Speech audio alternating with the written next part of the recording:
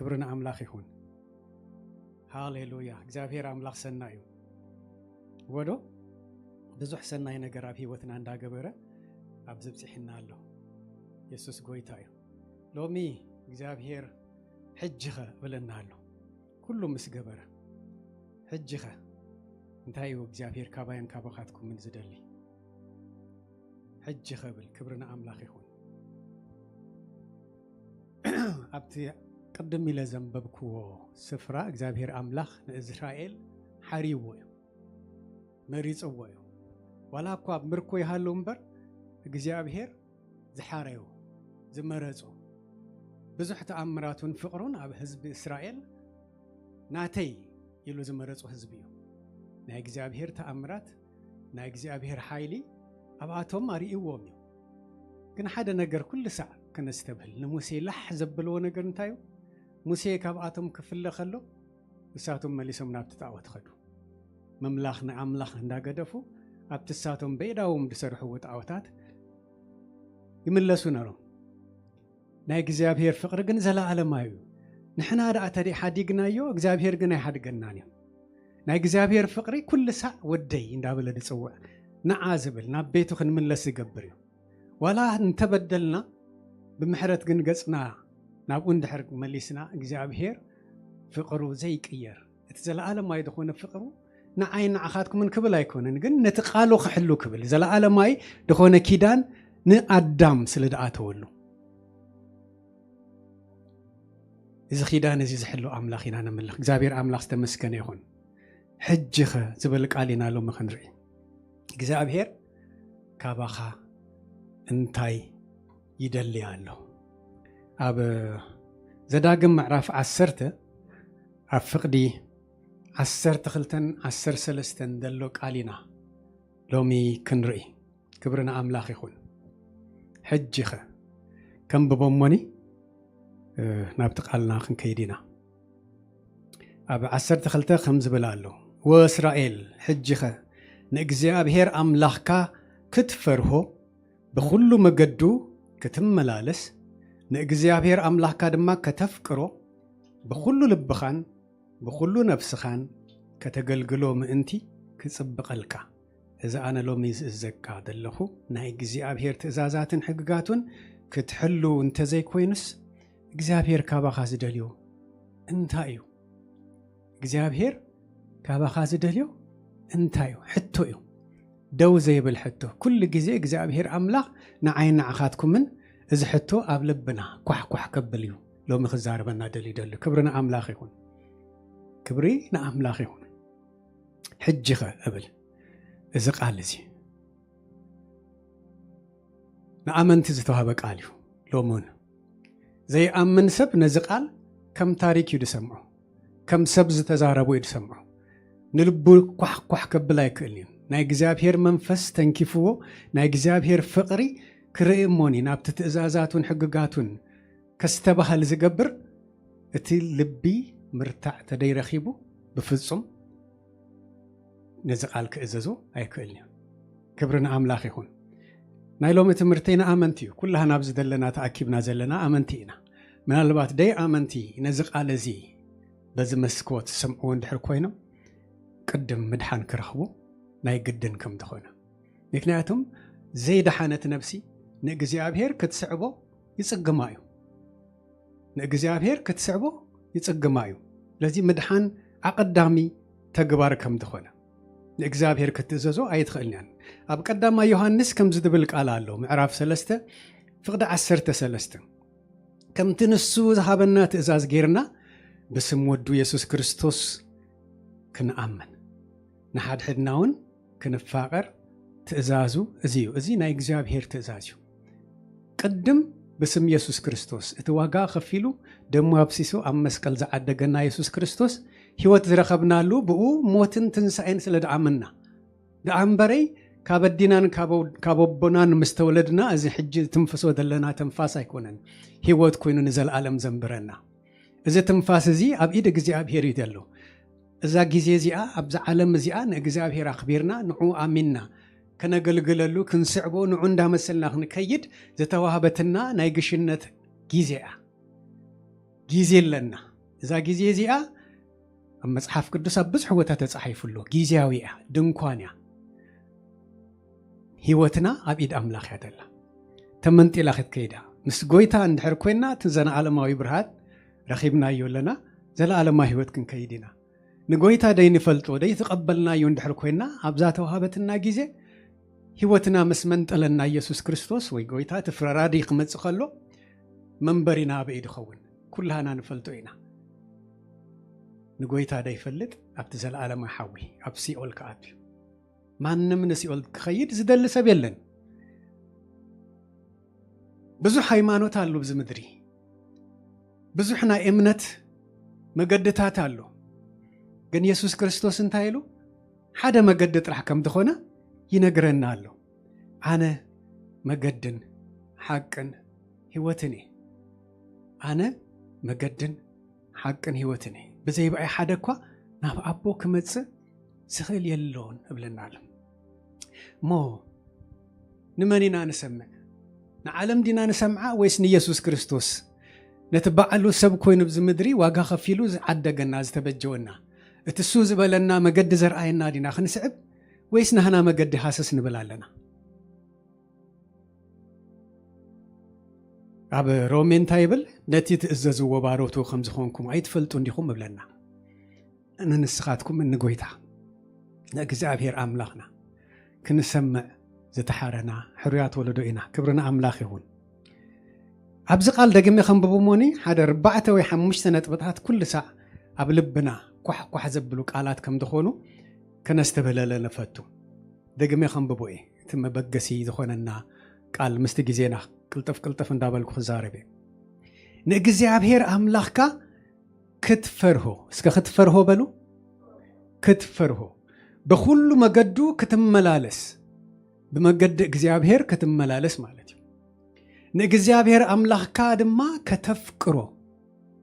እቲ አቀድሙ ዘፍቀረና እግዚአብሔር ስለደኾነ እግዚአብሔር ደፍቀረና ፍቅሩ ደጣዓምና እንድሕር ኮይና ንእግዚአብሔር ከነፍቅር አይከብደናኒ ማለት ነው ንእግዚአብሔር አምላክካ ድማ ከተፍቅሮ በኩሉ ልብኻን በኩሉ ነፍስኻን ከተገልግሎ ኩሉ ክብል ከሎ እዚ ንዓኻ እዚ ድማ ንዓይልና ንመቕሎ ነገር ይብልናል ማለት ነው እግዚአብሔር እንተይልና حرايلنا خنسعبو كنغلغلو اغلغلن انتحرلنا كنغلغلو نحن حتى خون دلو انتاي بمنتاي دا اغلغلكا كمي غره اغلغلكا عقم خونني مقدريني طرحينا خنبل دلنا امبري اغلغلكان دبل حتو ويدما ملاش እግዚአብሔር ካባያን ካባኻትኩምን አጽበኒ ምንቲ ክጽብቀልካ ደልያ ደለኹ ዚኣ ቃል نእግዚአብሔር ክጽብቀሉ ይኮና ነገልግሎ ነእግዚአብሔር ክሕሾ ይኮና ነገልግሎ ኩሉ ትንገብሮ ነገር እንታዩ ንዓይ ክጽብቀለይ ንዓኹም ክጽብቀልኩ ምንቲ ክጽብቀልካ ይዝብል ዝቃል ዝገበርና እንተ ገበርና እቲ በረኸት ንመንዩ ንዓይ ንዓኻትኩም ምንቲ ክጽብቀልካ እዚ ኣነ ሎም ዝብለካ ዘለኹ ሰዓቦ ይድብል ትእዛዛቱን ሕግታቱን ሓሉ ተጠንቀቀሉ የማነ ጸጋም ከይትብል ካብو ከይተልግስ ካብትሱ ድርኤካ መገዲ ከይተወጽእ ይድብለካ ደሎ ክብርና አምላክ ይሁን ሓደ በሓደስ ከንርአየን ተቀዳሜቲ የእግዚአብሔር አምላክካ ክትፈርሆ ብለና ክትፈርሆ እግዚአብሔር ደፍርህ አምላክ ምዃኑ ብምንታይና ክንሪኦ ናይ እግዚአብሔር ምንነት ክንፈልጥ ከለና ብዙሕ ጊዜ ዳዊት እግዚአብሔር ፍቅሪ እዩ ይብል هو እግዚአብሔር ፍቅሪ እዩ كان እግዚአብሔር ፍቅር ምዃኑ ብምንታይ ይገልጽልና በወዱ በኢየሱስ ክርስቶስ እታነ ንስኻትኩምን ክንመውት ንዘላለም ሞት ነዚ ስጋዊ ሞት አይኮንኩን ድብል ደለኹ ንዘላለም ሞት ክንመውት ዝግባአና ኃጢአትናን አበሳናን በደልናን ሒዙ ኣብ መስቀል ሸንኪሩ ናህና ሞት መይቱ መንዩ ክንደሓወይ ኣነ ክመውት ኢሉ ህይወቱ ኣሕሊፉ ዝህብ ኢየሱስ ክርስቶስ ግን ንኹላህና ንኹሉ ዓለም ይዝብለና ምክንያቱም እግዚአብሔር አምላክ ንምድሪ ክሪኣ ከሎ ክብሪ አምላክ ጎዲሉ ሓደ እኳ ንክብሪ አምላክ ቅድመ አምላክ ሙሉእ ኮይኑ ዝተራእዮ ሰብ የለን በዘይ መንቀብ ኮይኑ ዝተራእዮ ሰብ አይረኸበን ነዚኡ ኣነ ክወርድ ኢሉ ወልድ ዘወረደ ኢየሱስ ክርስቶስ ዘወረደ ንዓይን ንዓኻትኩምን ከድሕን ናይ ዘለዓለም ህይወት ክህበና ንሕና ድማ ውሽጥና ብሰላም ብሓጎስ ክፍሳሕ ክብርን ኣምላኽ ይኹን ስለዚ እግዚአብሔር ፍቕሪ እዩ እግዚአብሔር ድማ ፍጹም ቅዱስ እዩ ፍጹም ቅዱስ እዩ ንእግዚአብሔር እዚ ጎደሎ ለካ ዝብሎ ወላ ሓደ የለን ሓደ ጎደሎ ለካ ዝብሎ ኣብ ዘይቅረብ ብርሃናት ይነብር ብለና ወኒ እትረፍዶ እዚ ጎዲልዎ ኣሎ ኣበር ኣለዎ ኢልና ንኽንዛረብሲ ይዒንትና ኸፊትና ቋሕ ኣቢልና ንኽንሪኦ ደይከኣል ብርሃን ኣብ ዘደንቕ ብርሃናት ዝነብር ኣምላኽ እዩ ሙሴ እንታይ ኢሉ ንእግዚአብሔር ክርኢ ስለ ደይከኣለ ይዒንቱ ከደነ እብለና ክብርና ኣምላኽ ይኹን ስለዚ ንሕና ድማ ፍጹማት ኣይኮናን ከም ሰብ ፍጹማት ኣይኮናን ናብ ፍጻመ ገዝና ንኽንከይድ ክንስዕቦ ግን ኢየሱስ ክርስቶስ እቲ ናይ ፍጻመ ስራሕ ኣቐዲሙ ወዲኢልና ተፈጸመ ኢሉ ስለዚ ነዚ ቅዱስ ዝኾነ እግዚአብሔር ኣምላኽ ክንስዕቦ እንታይ ይብልናን ማለት እዚ ክንገብር ኣለና ንዕዑ ክንስዕብ ዘኽእለና ነገር እዚ ንውስኾ ኣለና ልብሎ ነገር የለን እቲ ዋጋ ኣቐዲሙ ብጎይታ ብኢየሱስ ክርስቶስ ተኸፊልልና እዩ ስለዚ ንድሕሪት ንብለሉ ነገር የለን ቃሉ ክንሰምዕ ክንሕሉ ክንእዘዞ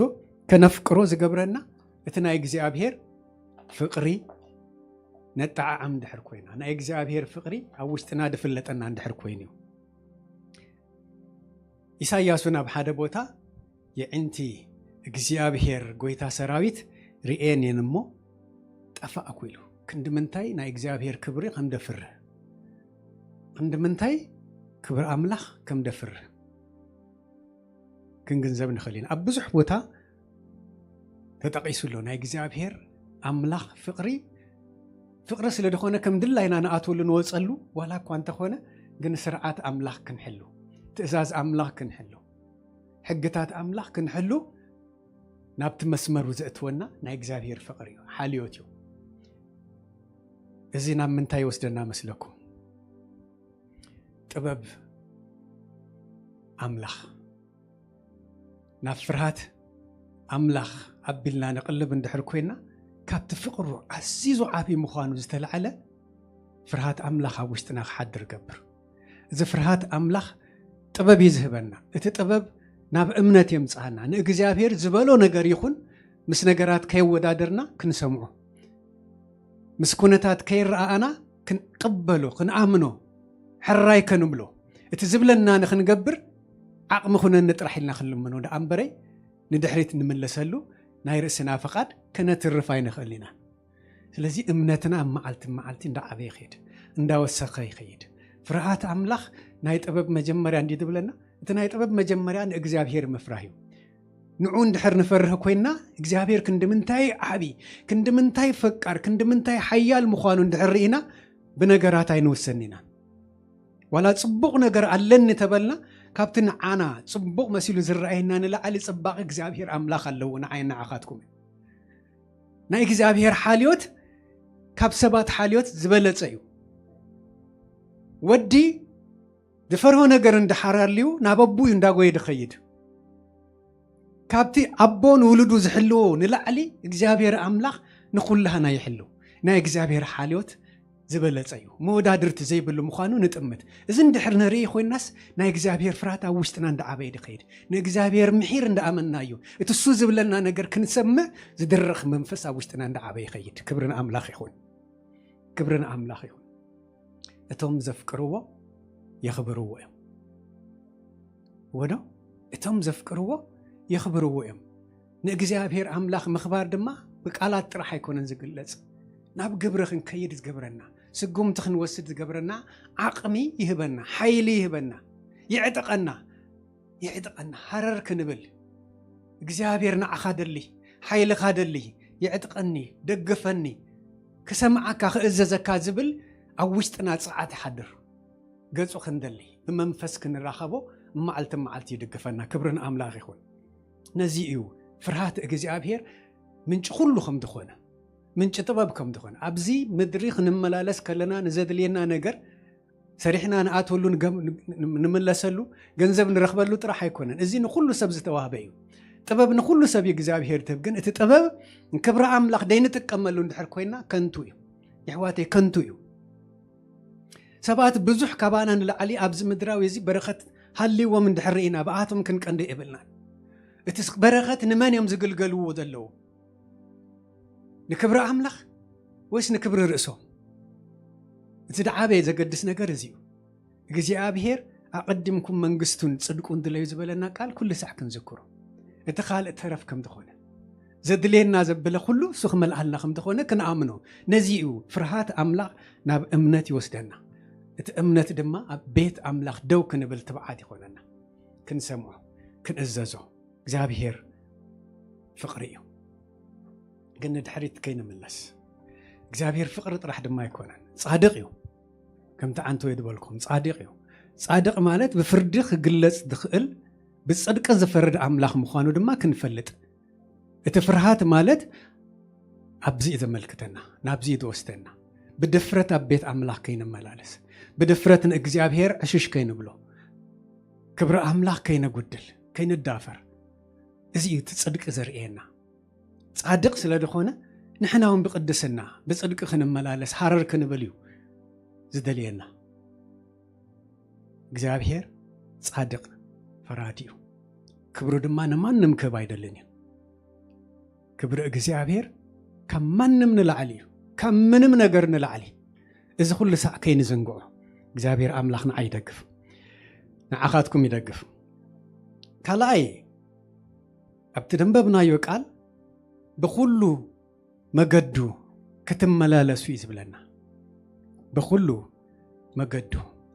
ኣብ ደገ ክንወፅእ ከለና ማኪና እንዳዘውርና ብዙሕ መገዲ ኢና ንርእይዎ ዶ ናብ ቤትና ዘብፅሕ መገዲ ግን ንፈልጣ ኢና ናብ ቤትና ዘብፅሕ መገዲ ጂፒኤስ እንድሕር የእቲናያ ተጋጊና እንድሕር ኬድና ትመልሰና ፋይናል ዴስቲኔሽን ኣበይ ከም ዝኾነ ተብፅሓና ታቅድም ዝመላእናያ ጂፒኤስ እያ እግዚአብሔር ኣምላኽ እንዳሓንፀፀልና ሓደ መገዲ ኣሎ ናብ ቤት ኣምላኽ ንኽንመፅእ ዝገበረና ፍቕሪ ኣምላኽ እዩ እቲ ፍቕሪ ብሓቂ ጥዒምናዮ ኣብ ውሽጥና ዝሰርሕ ኮይኑ ኣሚንና ተቐቢልናዮ እንድሕር ኮይና እቲ ጎይታ ዝብለና ነገር ክንሕሉ ናታይናታትኩምን እዩ ብስምዒት ከይንውሰድ ኣብ መዓልቲ መዓልቲ ሓሳብ ኣምላኽ እምበር ሓሳብና ከይውንን ከይዕብልል ምክንያቱም እዚ ስጋን ነፍስን ብብዙሕ ነገር ድፅሉ እዩ ኣብ ዓለም ከለኹም መከራ ኣለኩም እንዲልና ጎይታ ኢየሱስ ክርስቶስ እቲ መከራ ኩሉ ሰዕ ድፀልወና እዩ ካብቲ መገድና ኸልግሰና ከውፅኣና ዝደሊ ብዙሕ ፈተና ኣሎ ብዙሕ ፃዕሪ ኣሎ ንዑ ግን ክንብድህ ንኽእል ኣነ ንስኻትኩም ምስ ጎይታ እንድሕር ጠቢቕና ምስ መንፈስ ኣምላኽ እንድሕር ጠቢቕና እዩ ካብዚ መገዲ ከይንወፅእ ንርእስና ክንሕልዋ ናይ ርእስና ሓላፍነት እግዚአብሔር ባዕሉ ሂብና ኣሎ ዓማፂ ኣምላኽ ኣይኮነን ፍቃዱ ሰናይ ምዃኑ እንድሕር ንኣምን ኮይና ፍቃድና ኣብ ፍቃድ ኣምላኽ ከነግዝእ ሃረርታና እግዚአብሔር መገዱ ኸርእየና ጥራሕ ክኸውን ብመገድና ከይንኸይድ ብሓሳብና ከይንውሰድ ኣብ መዓልቲ መዓልቲ ገጽ ኣምላኽ ክንደሊ ናይ እግዚአብሔር ሓሳብ እዩ መገዲ ኻርእየኒ ከምቲ ጂፒኤስ ክንስሕት ከለና ተመልሰና ምናልባት ካብ ሓሳብ ኣምላኽ ወፂና ከይንኽሉ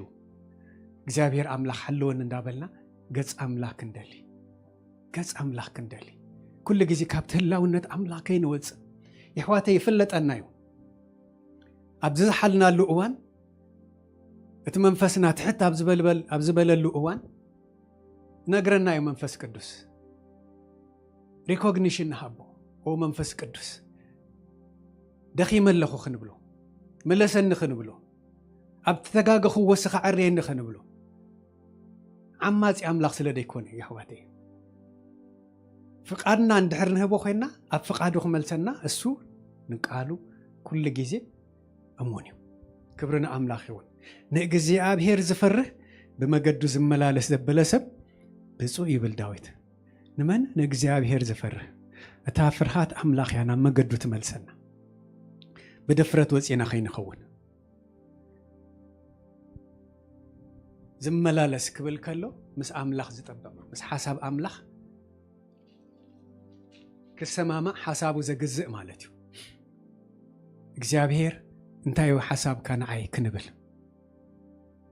حسابو حسس اندابلنا معلتاوي نእግዚአብሔር كندليو مالتيو بمجدو زملالس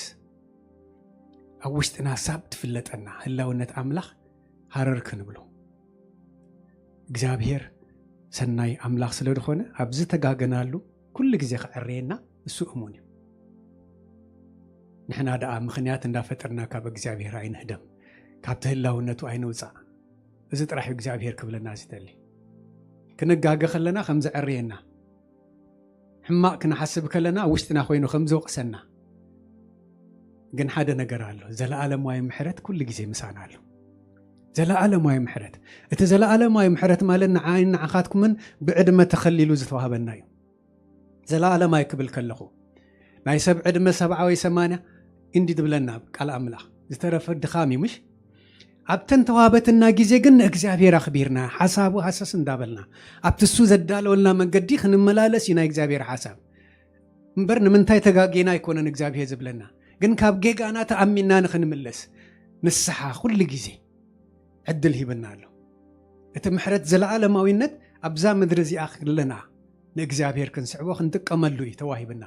ኣክሰስ ተዋሂብና ድሕሪ ሞት እሞ ንእግዚአብሔር ከመይ ጌርና ክንስዕቦ ኣብዚ ምድሪ እዚ ከለና ተደይሲዕብና እዩ ስጋና ኣብዚኣ ትተርፍ ህይወትና ግን ናይ እግዚአብሔር እዩ እቲ ኡፍ ኢሉ ትንፋሱ ንኣዳም ዝሃበ እሞ ህያው ሰብ ዝገበሮ እታ ትንቀሳቐስ ዘለና ስጋን ነብስን ኣብ ኢድ ኣምላኽ ከም ዝኾነት ክንኣምን ኣለና ክብርን ኣምላኽ ይኹን ስለዚ ምስ ኣምላኽ ለጊብና ክንከይድ ሓሳቡ ሓሰስ እንዳበልና ኣብ መዓልቲ መንፈስና ከይነዝሕል ምስ መንፈስ ኣምላኽ ክጠብቕ ኩል ጊዜ ቃል ኣምላኽ ክንምርምር እግዚአብሔር ንዓይ ይደግፍ ንዓኻትኩም ይደግፍ ብመንፈስ በርቲዕና ኣብ ቤቱ معايت خنكوني نا إجزابير حساب كنا قلقلو مالتي بما قدو من مللاس مالت حساب قويتا ندافلتك مقلقال مالتي حساب قويتا ندافلتك مسعاب مالتي حساب قويتا ندافلتك حساب كا مقتال مالتي ناي حساب أملا أما عالت معالتي أب هيوتك ندا معبلك مخاد مالتي إذا مقولعو تيشيرت تخجينو مو زنبرن بيبكم من دحكونكم እንታይ ዝብል I can do all things through Christ እቲ ዝሰርሕ ኣነ ንስኻትኩም ምን ፍቃድና ምሃብና ደኣንበረ እቲ ኣባና ዘሎ ሓይሊ ይድሰርሕ እቲ ኣባና ዘሎ መንፈስ ይድሰርሕ ፍቃድና ግን ደሊ ማዓይቱ ክንከውን ደሊ መገላገልቱ ክንከውን ደሊ ነዚዩ ንሓድሕድኩም ተፋቀሩ ንሓድሕድኩም ተደጋገፉ ንሓድሕድኩም ብጸሎት በርትዑ ንሓድሕድኩም ቃል ተማቀሉ ተፈማሃሩ ዝብለና ንሓድሕድኩም ኣብ መጽሓፍ ቅዱስ ምናዳ በሐድሽ ኪዳን ብዙሕ ቦታ ኢና ንረኽቦ ንሓድሕድኩም ነዚ ኢየሱስ ክርስቶስ ሓደ በይኑ መጽኡ ክኸይድ ከሎ 12 ሐዋርያት ይገዲፉ ኸይዱ ንምንታይ ሓደ ስለዝነመጸ ሓደ ሐዋርያ ጥራሕ አዳልዩ ደይከደ እቶም 12 ኣሽሓት ከም ዝኾኑ ስለድፈልጥ በይኖም ከም ዘይኮኑ ድማ ቃል ሂብዎም ኣነ እንተኸድኩ ሕሸኩም ኣነ ምስከድኩ መንፈስ ቅዱስ ክሰደልኩም እቲ ምሳኹም ንዘለዓለም ዝነብር እቲ ዝነገርኩኹም ዘዘክረኩም ቀሊል ኣይኮነን እኮ መንፈስ ቅዱስ ኣባይና በኻትኩም ምን ይሓዲሩ ዓቢ ኣምላኽ እንዳበልና ኣብዛ ቁንጣሮ ተኣክል ልብና ክሓድር ክብርን ኣምላኽ ይኹን እዚ ዓቢ ዕድል እዩ እዚ ምርዳእ እዚ ግን ደህበና ኣብ ፍርሃት ኣምላኽ ክንመላለስ ቃልካ ግለጸለይ ጥበብካ ርኤኒ ክስዕበካ መገድኻ ከይስሕትሲ ክድግፈኒ ክትረድኣኒ እንዳበልናስ ይህን ንበሃሃለሉ ዋላ ዕንትና ክንጥምት ከለና ሃሰስ ተበልካ ሰብ ደይትሪእሉ ጽልምት ኣብ ዝበለካ እውነታት ግን እግዚአብሔር ምሳኻ ኣለኹ ክብለካ ኸሎ ኣጆኻ ክብለካ ኸሎ እንዳተፈልጠካ እዚ መንፈስ እዚ እንደ ዓበይ ክኸይድ ክብርና ኣምላኽ ይኹን ንእግዚአብሔር ምግልጋል ንእግዚአብሔር ምስማዕ ንእግዚአብሔር ደይ ምስማዕ ከንታይ ማለት እዩ ንእግዚአብሔር ዘይ ምግልጋል ማለት ከንታይ ማለት እዩ አንጻር ምዃን ማለት እዩ ወዶ ምክንያቱም ኣብዚ ምድሪና ንነብር ነዛ ምድሪ እዚ ንግዚኡ ክገዝእ ዝተዋህቦ ጸላኢ ኣሎ ዲያብሎስ ይዋና ናይዛ ዓለም እዚኣ ጽበየና ይደሎ ጽበየና ይደሎ ይሕዋቴቶም ኣብ ኢዱ ደለው ኣብ ዓለም ዘለው ብዙሕ ኣይገደሰሎም ነይሩ ኦልሬዲ ምስኡ እዮም ደለው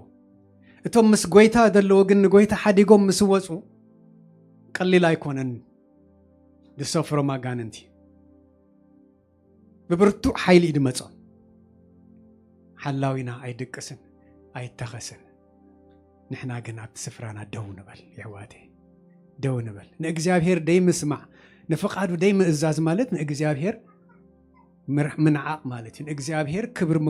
ሙሳድ ማለት እዩ ምድፋእ ማለት እዩ ከነኽብሮ ተፈጢርናስ ኣየኽብረካን እንድሕር ንብሎ ኮይና ክብሪ ኣምላኽ ኢና ንወስድ ኣለና ካብዚ እግዚአብሔር ኣምላኽ ይሓልወና እቲ ሳለሳይ ንእግዚአብሔር ኣምላኽካ ከተፍቅሮ ንእግዚአብሔር ኣምላኽካ ከተፍቅሮ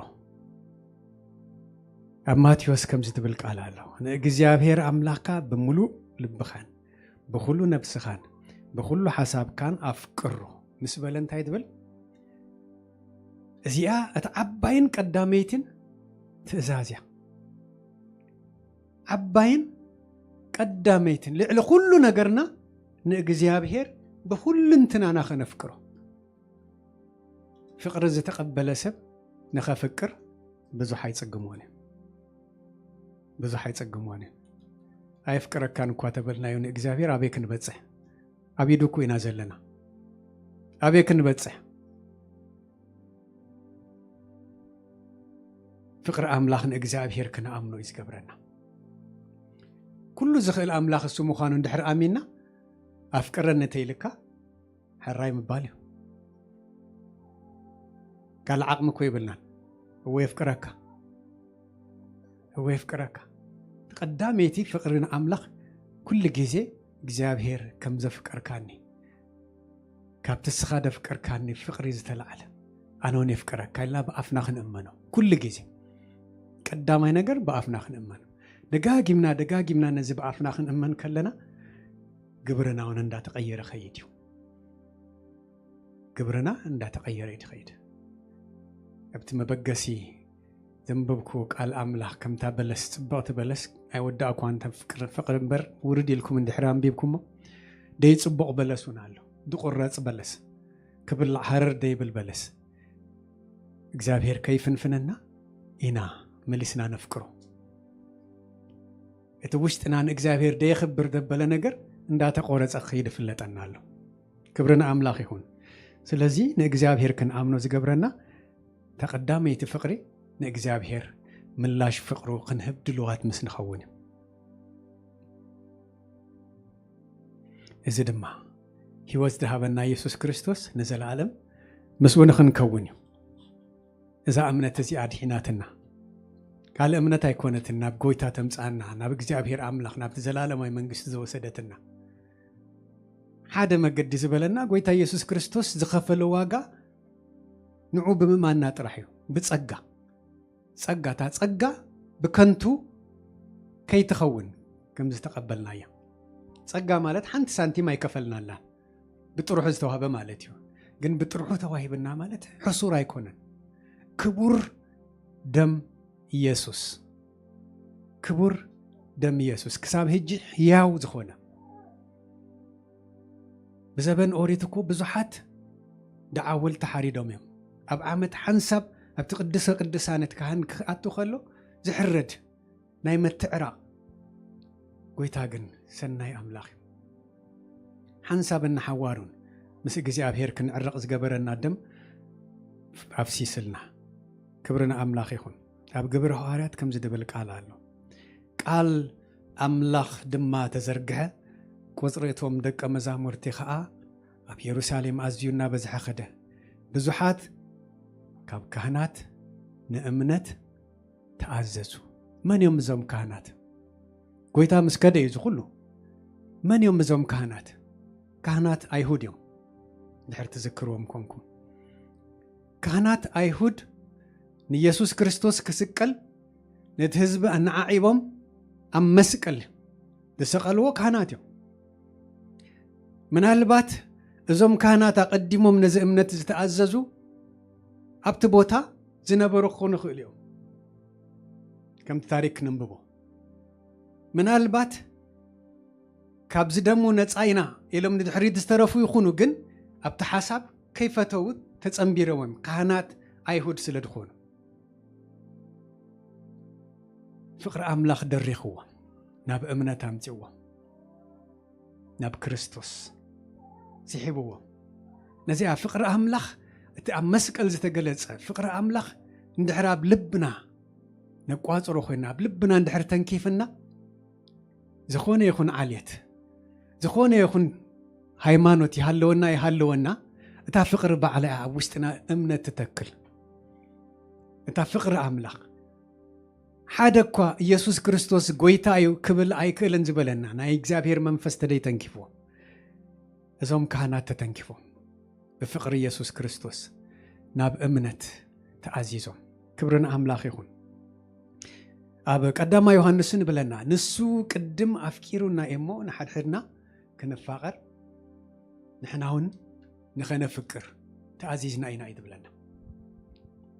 ቃል ብቃል ከነንብባ እንድሕር ደሊና ንሱ ቅድም ኣፍቂሩና እሞ ንሕናውን ነፍቅር ኢና ንመን ኢና ነፍቅር ቅድም ንኣምላኽ ዳሕራይ ድማ ንሕድሕድና ያትም ተኻልአይቲ ተስዕብ ሕግ እንተ ኣትብል እስኻትኩምን ንሕድሕድኩም ተፋቀሩ ኣብ ካልእ ቦታ ድማ ፍቅሪ ንኹሉ ሰብ ብለና ዘፍቅረካ ንኸተፍቅሮ ምናልባት ቀሊል ክኸውን ይኽእል እዩ እቲ እንዳጽልኣካ ግን ተፍቅሮ ካብ ጎይታ ሓይሊ ተደይ ረኺብካ ካብ ጎይታ ተደይ ኮይንልካ ቀሊል ኣይኮነን እግዚአብሔር ተመስገነ ይሁን ስለዚ ፍቅሪ ኣምላኽ ንሕጊ ኣምላኽ ንትእዛዝ ኣምላኽ ክንሕሉ ትገብረና እታ መሰረት ዝኾነት እምነትና እያ ራብዓይቲ ምስ ግዜ ይኸይድ ኣለኹ እንዳወዳእኩ እዩ ብኩሉ ልብኻን ነፍስኻን ከተገልግሎ ብኩሉ ልብኻን ብኩሉ ነፍስኻን ብኩሉ እንትናኻን ማለት እዩ ንድሕሪት ንመልሰሉ ካብ ጎይታ ንፈልየሉ እዚኣ ንዓይ እዚኣ ንዓኻ ንባህለሉ ነገር የለን ማለት እዩ ብኩሉ ነፍስኻ ከተገልግሎ ኣብ ቀዳማይ ጴጥሮስ ነፍሲ ወከፍ ከምቲ እተቐበሎ ውህበት ጸጋ ከም ሕያው መገብቲ ናይቲ ብዙሕ ዝዓይነቱ ጸጋ ኣምላኽ ንሓድሕድኩም ኣገልግሉ እንታይ በለና ንሓድሕድኩም ኣገልግሉ ጸጋ ኣምላኽ ዘይተቐበለ ማእከልና የለን ወዶ ጸጋ ኣምላኽ ዘይተቐበለ የለን ምናልባት ብገይጋ ርድኢት ወሲድናዮ ክንከውን ንኽእል ኢና ጸጋ ዝተዋህበና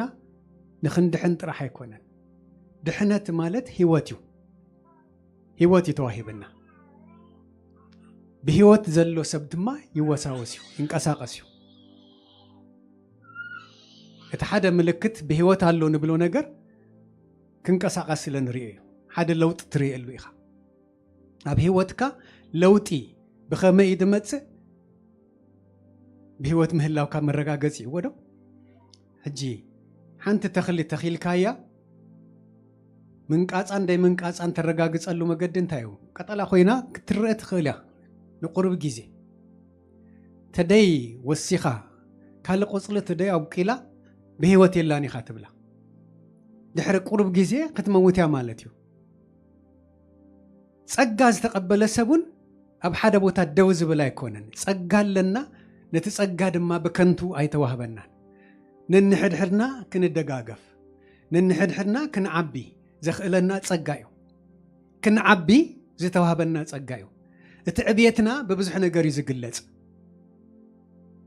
ግን ምስ መንፈስ ቅዱስ ይህን ምህን እንዳበልና እቲ ድሃብካኒ ጸጋ ከንቱ ከይከውን ካባይ ክወፅእ ናብ ካልኦት ይሕዋተይ ክበጽሕ ካብ ካልኦት ድማ ክቕበል ዘኽእለኒ ልብውን ክትህበኒ እንዳበልና ሃርር ክንብል ንሕድሕድና ከነገልግል ነዚ ትብለና ንሓድሕድኩም ከተገልግሉ ከምቲ ዓንቶ ዝበልኩኹም ንሓድሕድኩም ክትጸላለዩ ንሓድሕድኩም ክትደጋገፉ ንሓድሕድኩም ብቃል ኣምላኽ ክትበራትዑ ኣብ ብዙሕ ቦታ እንድሕር ኢኹሞ እዚ ቃል እዚ ኢየሱስ ክርስቶስ በይንና ክንከውን ዘይሓድገና መንፈስ ቅዱስ ስለዝሰደደልና ጥራሕ ኣይኮነን ግን እቲ መንፈስ ቅዱስ ኣብ ውሽጥና ዘሎ ደሪኽና ነንሕድሕድና ክንደጋገፍ ቤት ኣምላኽ ክትዓቢ እቲ መሰረቱ ኢየሱስ ክርስቶስ ዝኾነ ቤት ኣምላኽ እንዳዓበየ እንዳዓንበበ ክይድ ከምቲ ዓንቶይ ዝበልክኹም ናብ እምነት ሰባት ክመፁ እቶም እቲ እምነት ዝተዋህቦም ድማ ናብ ክርስቶስ ምድሓን ከምጾም ምእንታን በአይን በአኸትኩምን ክሰርሕ ደሊ አምባሳደር ገሩ ደው ዘበለና ኢየሱስ ክርስቶስ ስሙ ብሩኽ ይኹን ጸጋ ተዋሂብና ንኽንድሕን ጥራሕ ወይ አገልግሎት ንኽንረክብ ጥራሕ ኣብ ቤተ ክርስቲያን ንመጽእ እንድሕር ኮይና ንኽንቅበል ጥራሕ ኣብ ቤተ ክርስቲያን ንመጽእ እንድሕር ኮይና እቲ ምዕባይ ደኣ ኻበይ ክርአ ይኽእል ሰባት ክዓብዩ ንሪኦም ንኽእል ኢና ግን ናተይ ምዕባይ ደኣ ኣበይ ኣሎ ጎይታ ድፍረት ክህበና ኣብ ቤቱ ኸነገልግል ዓቕሚ ክኾነና ንኽንሰምዖ ድርኼታ ውሽጥና ኸቐምጥ እዚ ይኹን ሃረርታና ክብርን ኣምላኽ ይኹን ኣብ ሮሜ 12 ፍቕዲ 11 እንታይ ዝብል ቃል ኣሎ ንምትጋህ ኣይትተሃከዩ ብመንፈስ ተቃጸሉ ንእግዚአብሔር አገልግሉ ትህኪት ሕማቕ ነገር እዩ እተሃካይ ዓቕሚ ሲኢኑ ይኮነን ደይገብር ደየገልግል ደይወሳወስ ትህኪት ግን ዓቕሙ ኣሲሩ ኾፍ ስለ ደብሎ ኣብ ምሳሌ እንታይ ብለና ሃካይ ብምኽንያት ቁሪ ኣይሓርስን بجزء قوعيون بجزء قوعي يلمن مو قالكوا أيركبن بلنا أبتدي سرح له أوان دي سرحة سبات كعصرو خلو سود عصر نجار يبلون سبات كأكبو خلو دأكب نجار يبلون سلاد السجام سلاد الشكر سلاد الشجر كلمنيو ناي قدنيو كاتم تميت الله انت لما نكو انت يبلنا هاي كركبني ስለዚህ ትህኪት ንድሕሪት ይድመልሰካ እትዘለካ ይደጥፋልካ እትዘለካ አለነት ብሎ ነገር ይኻ ትስእል ይህዋቴ ልብና ሎም እግዚአብሔር አምላክ በመንፈሱ ይደግፈና እቲ ኣብ ውሽጥና ዘሎ ጸጋ ንኸለለ ይቅድም ካብ ኩሉ ለዓሊ ግን ድርኺት ከተበኒ ከገልግለካ ዝብል ጽምዓት ኣብ ውሽጥና ክሓድር እግዚአብሔርና አይደግፍ ንዓኻትኩም ይደግፍ እዚ ሁሉ ግን ንምንታይ እዩ እግዚአብሔር አምላክ ዝብለና ደሎ እንዳጠቃለልኩ ንምንታይ እዩ ተናይ ሞዳታ ዘንበብና ያንታይ አትብል ንጽባቂኻ እንታይ ግበር ንጽባቂኻ ትእዛዝ እግዚአብሔር ሓሉ ተጠንቀቀሉ ከም ተሐካይ አንተ ይድበልናዮ ምስላ እዚ ትእዛዝ እዚ ሕግታት እግዚአብሔርና ዓይና ዓኻኩም እንደሃበና ክጽብቀልና ምንታን እምበርን እግዚአብሔር አንታይ ካባይን ካባኻትኩም ደሊ ኩሉ ዘለዎ አምላክ ደይኮነን ኩሉ ዘለዎ ዋላን እግዚአብሔር እዚ ህበካ ኣለኹ ተበልናዮ ካብቲ ዝተረፈና ኢና ንህቦ ካብቲ ሱ ተሃበና ኢና ንህቦ እምበርናተይ ንብሎ ነገርሲ የብልናን ብዙሕ ግዜ በመዝሙር ንዝምር ኢና ናተይ ነገር ዝብሎ የብለይን እንዳበልና ወዶ እዚ ሪኮግኒሽን እግዚአብሔር መሃብ ንእግዚአብሔር መምላኽ ማለት እዩ ንእግዚአብሔር መኽባር ከሰምዓካ ክንብሎ ልብና ክድረኽ ምንታንሲ ፈቃድና ኩሉ ሰዓብ ፈቃዱ ክግዛእ ሓረር ክንብል ለዚ ትኩሉ ጽባቕ ይግድም ንዓና ይድኹ እንዳጸበቕና ክንከይድ እንዳተባረኽና ክንከይድ ካብቲ ዘለና እንዳወሰኽና ክንከይድ ኣብ ምድራዊ ነገራት ጥራሕ ከይንርኢ እቲ መንፈሳዊ በረኸቱን እንዳበዝሓልና ከም ንኸይድ ንኣምኖ ንእግዚአብሔር እዚ ክንገብር ከለና አይሞን ክብርና አምላኽ ይኹን ኣብ ኤርምያስ ከም ዝድብል ኣሎ ንድሓን ርእሶምን ብድሕሪኦም ከዓ ንድሓን ደቆምን ክኸውን ሲና ሓዋሩ ምእንቲ ክፈርሁኒ ኣትሩር ኣቢሉ ዛረባ ንሓዋሩ ምእንቲ ክፈርሁኒ ሓደ ልብን ሓደ መገድን ክህቦም ይብል ኣልገባ ኣቢሉ እንታይ ይብል ኣሎ ንዓታቶም ሰናይ ካብ ምግባር ከይዝሓጥሲ ናይ ዘለዓለም ኪዳን ከኣትወሎም ካባይ ከይዘብሉ ከዓ ፍርሃተይ ኣብ ልቦም ክሕድር ይብለና እግዚአብሔር ቃል ኪዳኑ አቀድሙና አዳም ሂብዎ قالوا حدثوا دما بمن يحدثوا بيسوع كريستوس ፍጹም ሰብን ፍጹም አምላኽን ዝኾነ መልእኽቲና እግዚአብሔር አብ ተቀቢሉ ኣብዚ ምድሪ እዚ ፈጺሙ ዝኸደ ማለት እዩ ነቲ ሕጊ ፈጺሙ ዝኸደ ኢየሱስ ክርስቶስ እዩ ናቱ ልቢ ይሃለወና ካብ ፍቅሪ አምላኽ ዝተላዕለ ፍቅሪ አምላኽ ክህልወና ካብኡ ዝተበገሰ ነንሕድሕድና ክንፋቐር ካብ ፍቅሪ አምላኽ ዝተላዕለ ዋላ ነቶም ዝጸልኡ ዋላቶም ጸላእትና ኢልና ንብሎም ፍቅሪ ካብ ውሽጥና ኸፍልፍል ክንሓዝነሎም ክንድንግጸሎም ክንጸልኦም ደይኮነስ ናብ አምላኽ ክምለሱ ምእንታን አግማኽ ብመንፈሱ ክትንክፎም ዘግብር ፍቅሪ አምላኽ ንቃሉ እሙን እዩ ንጽባቐና እዩ ጎይታ ነዚ ዝብለና ዘሎ ሕጅኸ እግዚአብሔር ካባኻ ዝደልዮ ነገር እንታይ ኣሎ ደጊምና ነተን ቃላት ክንዝክረን እማዓልቲ መዓልቲ ንነፍስና ክንዘክራ ንእግዚአብሔር ክንፈሮ ብመገዱ ክንመላለስ ከነፍቅሮ ነንሕድሕድናውን ክንፋቐር ከነገልግሎ እዚ ኩሉ እንድሕር ንሕሉ ኮይና እቲ በረኸት ንዓይን ንዓኻትኩም እዩ እቲ ጽባቐ ንዓኻትኩም እዩ ኣብ ምሳሌ ሓደ ቃል ከነብበ ወደ ምንዋሕ ዓመታትካን ምንዋሕ መዓልትታትካን ዓመታትካን ህይወትን ሰላምን ክወሰኸልካ እሞ ንሕገይ ኣይትረሳዓዩ ንሕገይ ኣይትረሳዓዩ ልብኻ እውን ንትእዛዛተይ ይሓልዎ ንብለና ንሕጊ አምላኽ ኩሉ ግዜ ሃሰስ ንብለሉ ኣብ ቃል አምላኽ እዩ ጎይታ ይድግፈና ኣሎ መጽሓፍ ቅዱስ በዓመት ክንውድእ ኢልና ቃል አምላኽ ነንብባልና ግን ብስጋ ኸይኮነስ ብመንፈስ ኮይና ክነንብብ ምእንታን ቅድም ጸሊና ምርኻብ ክኾነልና ምእንታን ቃሉ ኸብርሃልና እቲ ሓሳቡ ክገልጸልና ብድሕሪኡ እንድሕር ነንብቦ ኮይና እቲ ቃል አምላኽ ኣብ ውሽጥና ህይወት ክኸውን ሰላም ክኸውን ምርሒት አምላኽ ክንቀበለሉ ንኽእለሉ መገዲ ቃል አምላኽ እዩ መዓልታዊ ሃሰስ ክንብል ሕግታቱ ክንፈልጥ ትእዛዛቱ ሃሰስ ክንብል እዚ እንድሕር ንደጋግሞ ኮይና እቲ ግብሪ እንዳሰዓበ ይኸይድ እቲ ምዕባይ እቲ ጽባቐ እንዳተራእየና ክኸይድ ኣብ ቁጽሪ ምውሓድና ምብዛሕና ኣይንጠምት ናይ ደሓለፈ 3 ሰሙን ሓደ ጋሻ ምሳይ መላለስ ነሩ ካብ ነውሬው ይድመጸ ሂደቲና ኣብዚ ቤተ ክርስቲያን መብዛሕትኡ ሰብ ይመጽእ ይኸይድ ምስ በልክዎ ኖ ሂደቲና ኣይትበል ኢልካ ሂደቲና ኣይትበል እግዚአብሔር ምስኡ ደሎ ሰብ ኩሉ ግዜ ሂደት የሉስ ኣያስተማስልን ኢልኒ ቀሊል ኣይኮነና ውስጠይ ስታይ ትበለ እቲ ጸሎት ኩሉ ግዜ ንጽልዮን 2 ወይ 3 በሰማይ ኣብ ዘለኹም ወንዲ ትብለና ህላውነት አምላኽ ጥራሕ ዝተፈለጡ ህዝቢ ይሃሉ እምበረ ዋላ 10 ኣይትኹኑ ኢልኒ ዋላ 10 ኣይትኹኑ ግን ህላውነት አምላኽ ኣብ ማእከልኩም ኣይጉደል ኢልን ቀሊል መልእኽቲ ይኮነን መጽእኒ ክብርና አምላኽ ይኹን እዚ ህላውነት ኣብ ውሽጥና እዚ ህላውነት አምላኽ ከይጎድል ጥራሕ ንሓልዎ ክብርና አምላኽ ይኹን ብዙሕ መበልኩ ነረግን ኣብዚ ኣኽውድ ኣብ ዮሐንስ ጎይታ ኢየሱስ ክርስቶስ ዝበሎ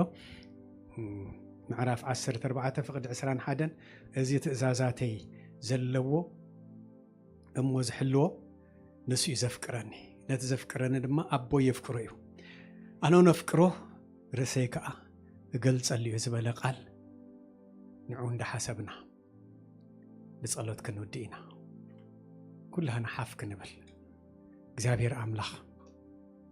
ክብሪ ዝግብኦ አምላኽ እዩ እቲ ዘፍቅረና አምላኽ እቲ በወዱ በኢየሱስ ክርስቶስ ዋጋ ከፊሉ ዝዓደገና ደሙ ዘፍሰሰልና ሕጂውን ህያው እዩ ኣብዛ ምድሪ እዚኣ ኸለና ብዙሕ ፈተና ክገጥመና እዩ እቲ ፈተና ግን ደው መበሊ ወይ ንድሕሪት መምለሲ ይኮነን መዕንቀፍ እኳ ኣብ ቅድሚኡ እንተሎ بإيسوس كريستوس كساجرو خمس خيل أمنت علني دابلنا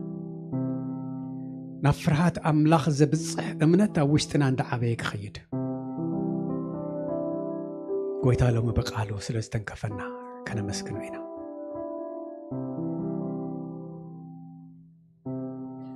نعخا مأنتي كي بدلسي نقالكا أبلبي عقوركو زبلك على بداويتنا نبف نعخا مأنتي كي بدلسي نقالكا أبلبي عقوركو زابير أملاخنا نمسكنك لنا لو مثل زتارب كان سلزارب كاننا سلز تخلق قالكا حقتات كان تزازات كان حساس كنبل كندليو كنرخبو زابير أملاخ زخل فقري وشتنا كم بحدش لزخولعكا ناب أمنة دقيمنا خنمتس نقرات ندحريت كي سحبنا تزبرت حيلي السخا مسانا مهلاو كايم وغزابير أملاخي بمنفسكا كساب زفلت الناس لزتنكفكانا كاب صلوت جميرنا غزابير أملاخ بأملخو خلناون حج دما موداتا بقال كازي تزارب كانا قال هلاونت كايو تناب فقر خاز وسد هلاونت نام مدحان زمز امنت غزابير أملاخ تصليالو حدا كواب زي امنت أبيت أملاخن إجزابير كأززو أي كإلن من البات أما أكلنا نقويتا زي فلت أي هلو نخون جن نزقال لسمع زبلة كله زاوعيت أملاخ حجون حديشو ناي مدحان كيزي حجئة قبلالوك على أملاخ قويتا حجون بتوعي زخونا زدحن ناب هيوت زملس زلعال ماي هيوت زهبنا إيسوس كريستوس دم صاوعيتو دوا بلن ودي نعنا بحق فيبل أبزلكم مبوتاخونكم أنا حتياتيني أنا بدلني محرت كادل يلخو قويتا محارني قويتا يسوس كريستوس موتن تنسائن أمين مدحان كركب دل اللخو تقبلني نعلم خحر زبل نفسي بزي ساعة زي مدحان كون اللو تصلي الله እግዚአብሔር አምላክ ሐደኳ ናይ እግዚአብሔር መንፈስ ተደይተን ኪፍዎ ኢየሱስ ክርስቶስ ጎይታ ይሉኳ خزارب አይክልን ትብል ቃልካ ናይ መድሓን ቃልካ ሕጅውን ልቦም ክትንክፍ በጌታ በኢየሱስ ክርስቶስ ስም አብዘለዎ ቦታ ጎይታ ክትንክፎም ጸልያለሁ ናብ መድሓን ገጽም እግዚአብሔር አምላኬ ቋሕ ክብሉ ናብ ትስኻ ደርአኻዮም ብርሃን ክሪኡ وእግዚአብሔር አምላኬ ልቦም ክትንክፍ ጸልያለሁ ልቦም ክትንክፍ ጸልያለሁ ካፍርሃት አምላኽ ዝተላዕለ ናብ እምነት መጹ ከም ዝተባህለ እግዚአብሔር አምላኬ እዚ ፍርሃት እግዚአብሔር ይተንክፎም እዚ ፍርሃት እግዚአብሔር ይተንክፎም ናብ ተሐቀኛ መገዲ አነ መገድን ሐቅን ህይወትን زبلك يسوع كريستوس زمرح مجدي هو منفس قدوس نصلي علينا بزي ساعات زي كتنكفهم ناي نسحال بختبو زاك زي اخي تحلفهم صلي عليهم السخان قالك اموني خا واغزابير ابو سخا اموني خا اغزابير الله محرت كاون نزل عالمي سناي خامز سناي እግዚአብሔር አምላክ ያ በሕዋቴ ያ በሓቴ ይኹን ኣብ ጥፉኣት ይኹን እግዚአብሔር አምላክ መድሓን ይኹን ብላለሁ በጎይታ በኢየሱስ ክርስቶስ ስም ዝጸለኹ መስግነካለሁ እግዚአብሔር አምላክ ንዓይን ኣሕዋቴ ድማ ኣብዚ ስፍራ እዚ ስለተዛረብካና ዘይልወጥ ቃልካ ዘይልወጥ ቃልካ بفرحات أملاح كن ملالس تقبر ما قدنا خين سحت زملسك آلكا بتسخاد سرع كالنا ما قدي بحقتاتك እግዚአብሔር አምላኽ ፍቅርኻ ሃሰስ እንዳበልና እግዚአብሔር አቦ ናብ አገልግሎት ዝምጽእ ጸጋ መዓልቲ ክወስኸና ጸልያለሁ ቃልካ ኣብ ልብና ክዕቆር ነቲ ቃልካ እንዳዘከርና እግዚአብሔር አምላኽ መገድና ክንስሕት ከለና ክንምለስ መንፈስካ ይደግፈና እዚ ስለትገብር የመስግነካ ኣለሁ የተጽባቀይ ንዓዩ ተጽባቀይ ንሕዋተዩ ተጽባቀይ ካባና ሓሊፉ ንደቅና እዩ እግዚአብሔር አምላኽ ንውልድ ወለዶ እዩ ከም ትስኻ ዘፍቀርካና ክነፍቅረካ ካብዚ ፍቅሪ እዚ ዝተለዓለ ድማ ብፍቅርካ ክንመላለስ ብፍቃድና ድሪኸትና አገልግሎትና ኩሉ ንዓኻ ክኸውን ኣብ ቤትካ ደው ዝብል ጸጋ ይብዛሓልና እግዚአብሔር ንዓኻ ክንደሊ ንሓይልኻ ክንደሊ እቲ ኸወሳውስ ከንቀሳቀስ ዝኽእል ሓይልኻ ባና ክሰርሕ ብጌታ በኢየሱስ ክርስቶስ ስም ኣባይና በሕዋተይን ይኹን ኣባይና በሕዋተይን ይኹን ጸጋኻ ይብዛሓልና ዝተረፈ ዓመታትና ህይወትን ሰላምን ክበዝሓልና ንቃልካውን ከነስተንትን ዘኽእል ጸጋ መዓልቲ ኣብ ልብና ይመላለስ ሓሳብ ዓለም እንዳደረበና ሓሳብ ውልቅና እንዳቀተልና ንዓኻ ግን ክንግዛእ ንዓኻ ክነገልግል ንዓኻ ክንስዕብ እግዚአብሔር አምላኽ ንጽባቄና ዝተረፈ ጊዜና ዝተረፈ ዘመንና ሁሉ እስኻ ክትከብረሉ ክትድገፈና እዚ ሓለዋ ኣይፈለየና ኣብ መዓልቲ ይወስኸና ጸላኢ መዐንቀፍ እዩ እግዚአብሔር አምላኽ ካብ ጸላኢ ንላዕሊ ሓያል ግን እስኻ ምሳና ኣለኻ ዝኾነ ይኹን መዐንቀፊ ዝመሰለና ነገር እግዚአብሔር አምላኽ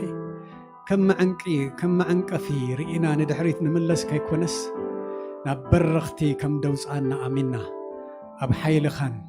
ኣብ ጸጋኻን እግዚአብሔር አምላኽ ክንመርኮስ እዚ ቅብኣት እዚ ይፈለጠና እዚ ቅብኣት እዚ ኣብ ውሽጥና ይፈለጠና ብርታዕና እስኻ ኢኻ ሓይልና እስኻ ኢኻ ክብርና እስኻ ኢኻ እዚ ሓይሊ መንፈስ ብደይ ምኽልካል ይለቐ ነመስግነካ ለና መንፈስ ቅዱስ ትድግፈና ትዕብየና ስለ ዘለኻ ወእግዚአብሔር አምላኽ ብዒንትና ኣይንርአዮ እስኻ ግን ሓሳብካ ኩሉ ሰዕሰና እዩ ናብ በረኽቲ መዓልቲ ንኸይድ ከም ዘለና እዚ እምነት ኣብ ውሽጥና እንዳዓበየ ይኸይድ ክብሪ ሁሉ ንዓኻ ይኹን ብትፈትዎ ወድኻ ብጎይታናን መድሓኒናን ኢየሱስ ክርስቶስ አሜን ናይ እግዚአብሔር አብ ፍቅሪ ናይ ወዱ ናይ ኢየሱስ ክርስቶስ ጸጋን ሰላምን ናይ መንፈስ ቅዱስ ሓድነትን ሕብረትን ምስ ኩልኹም ይኹን እግዚአብሔር አምላኽ ይባርኽኩም ብሩኻት ይኹን ንበረኸት ድማ ኹኑ በሰላም ውጹ